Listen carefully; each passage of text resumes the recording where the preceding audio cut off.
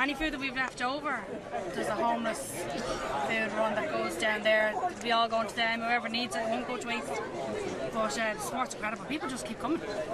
Yeah, they just keep coming. This is not like Burger King. Burger King gave us food, or KFC, was it? Daybreak there gave us sandwiches this morning. The Rolling Donut gave us loads of donuts, tea, coffee, everything. We came up from Kells, yesterday, or Tuesday, So I'm in a bus. My husband there, he's in a truck. So we've been staying in them. So it's not very comfortable. There's more food arriving there. The next question, how's the sleeping? It's alright, it gets a bit wild here at night, but it's alright. I'm lucky. I'm on my 8-year-old daughter is here with us as well. It's a family affair. But we've had a bus, like we're dry, we're warm, we're comfortable.